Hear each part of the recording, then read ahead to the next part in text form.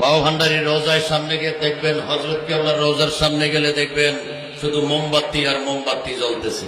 কথা বলেন ঠিক কিনা? আসেনি? মোমবাতি জ্বলেনি? কেন জ্বালাইছেন মোমবাতি? এতগুলা কারেন্টের লাইট আছে, এত স্পষ্ট আলো থাকার পরেও কেন মোমবাতি জ্বালাইলেন? এটা জনসাধারণের প্রশ্ন। কথা বলেন ঠিক কিনা?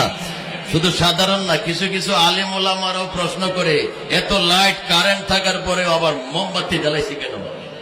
তাফসীরে রুহুল বায়ান শরীফে আল্লামা ইসমাইল হকি রহমতুল্লাহ তাআলা উনি বলেছেন যে মোমবাতি শুধু অন্ধকারকে আলোকিত করানোর জন্য জ্বালানোটা উদ্দেশ্য নয়। তো উদ্দেশ্য কি? ওই উদ্দেশ্য হলো তাজিমান ওয়া মুহাব্বাতান লি আউলিয়া ইল্লাহি তাআলা, একজন আল্লাহর ওলির সম্মান এবং মহব্বত প্রকাশের জন্য, বোঝানোর জন্য একটা মোমবাতি জ্বালানো হয়।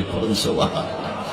আবার অনেকের বিভিন্ন সমস্যা থেকে উত্তোলন হওয়ার সময় নিয়ত করে থাকে, যদি আমি এই সমস্যা দূর হয় বাবার দরবারে আমি 2টা মোমবাতি দেব। এরকম নিয়ত আছে না নাই? এই নিয়ত পূরণ করা ওয়াজিব, নিয়ত পূরণ করা ওয়াজিব। এই জন্য দিন হোক রাত হোক মসজিদে জ্বালাইলে হবে না, মাজারে।